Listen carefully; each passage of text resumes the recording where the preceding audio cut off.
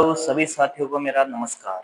आज मैं आपको कुछ प्रश्नों के माध्यम से एक आदर्श आचार्य में क्या-क्या गुण होने चाहिए, क्या-क्या विशेषताएँ होनी चाहिए, उसके बारे में बताऊँगा।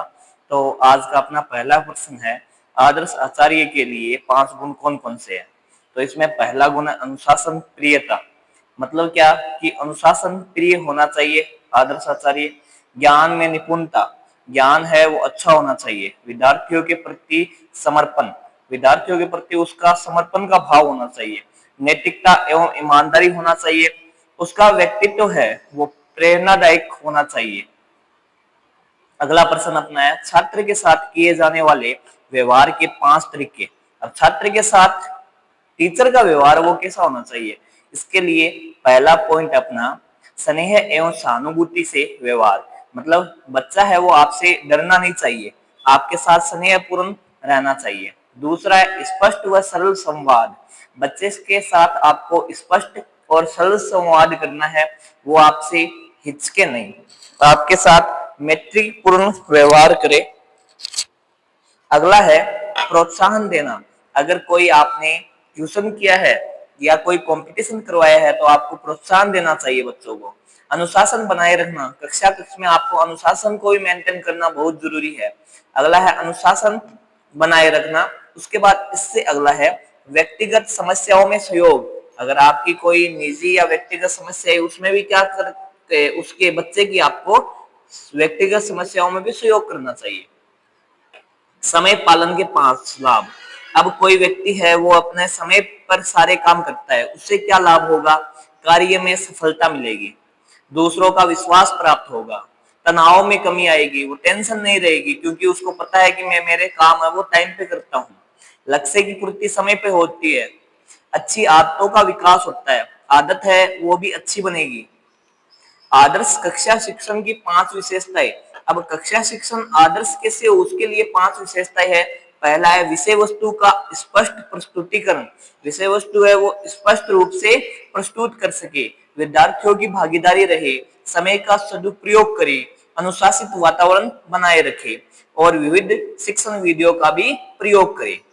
नियमित शारीरिक व्यायाम से 5 लाभ क्या है? हम सभी को पता है हमें अपने जीवन में व्यायाम करना चाहिए। व्यायाम से अनेकों लाभ है, उसमें से कुछ लाभ मैं आपको बता रहा हूँ।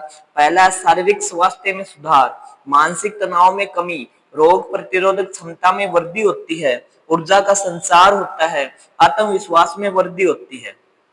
विद्या भारती जो अपनी संस्था है, विद्या भारती की 5 विशेषताएं क्या है? पहला है भारतीय संस्कृति पर आधारित शिक्षा, दूसरा है चरित्र निर्माण पर बल देना, तीसरा है अनुशासन युक्त वातावरण, चौथा है संस्कार आधारित शिक्षण और पांचवा है सर्वांगीण विकास की ओर ध्यान देना। व्यवस्थित वंदना की 5 विशेषताएं। अपने स्कूलों में वंदना है वो व्यवस्थित होती है, इससे क्या होता है? दिन की सकारात्मक शुरुआत होती है, एकता का संचार होता है, अनुशासन की भावना होती है, मानसिक एकाग्रता बनती है, सांस्कृतिक मूल्यों की स्थापना होती है। सत्य वाचन के 5 लाभ। हम हमेशा सत्य बोलेंगे, सच्चाई का साथ देंगे तो क्या होगा? आत्मबल में वृद्धि होगी, समाज में सम्मान बढ़ेगा, आत्मविश्वास बढ़ता है, चरित्र निर्माण में सहायक होती है, द्वंद्व व अपराध से बचाव होता है। हम अपराध नहीं करेंगे क्योंकि सच बोलेंगे तो हमारे दिमाग में कोई टेंशन नहीं रहेगी। अच्छे एवं शुभ लेख से होने वाले 5 प्रभाव। अब हम सुंदर लिखेंगे तो क्या होगा? पढ़ने में सरलता होगी, उत्तर स्पष्ट दिखाई देते हैं, परीक्षक पर अच्छा प्रभाव डालेंगे, अंक वृद्धि की पूरी पूरी संभावना है, आत्म संतुष्टि और आत्मविश्वास बढ़ेगा। आदर्श विद्यालय के 5 गुण। अनुशासित व स्वच्छ वातावरण, प्रभावी संपर्क, प्रभावी वंदना, योग्य एवं प्रेरणादायक शिक्षक, विद्यार्थियों का सर्वांगीण विकास, सांस्कृतिक व नैतिक शिक्षा, गुणवत्तापूर्ण शिक्षण व्यवस्था। आदर्श छात्र के 5 गुण कौन कौन से हो सकते हैं? पहला है समय का पालन करने वाला होता है, अनुशासित व विनम्र होता है, परिश्रमी एवं ईमानदार बालक होता है, ज्ञान प्राप्ति हेतु हमेशा उत्सुक रहता है, सहयोगी व जिम्मेदार होता है। आदर्श जीवन की 5 विशेषताएं कौन कौन सी है? उसमें पहली है नैतिकता एवं सत्यता, सेवा और सहयोग की भावना, संतुलित दिनचर्या, आत्म नियंत्रण, सकारात्मक सोच। व्यक्तिगत जीवन में वृक्षारोपण से होने वाले 5 लाभ और हानि। वृक्ष वायु की प्राप्ति, इससे क्या होगा, हमें शुद्ध ऑक्सीजन मिलेगी, पर्यावरण संरक्षण रहेगा, मानसिक शांति रहेगी, तापमान निरंतर रहेगा, जैव विविधता की रक्षा होगी। जल संरक्षण के उपाय व लाभ।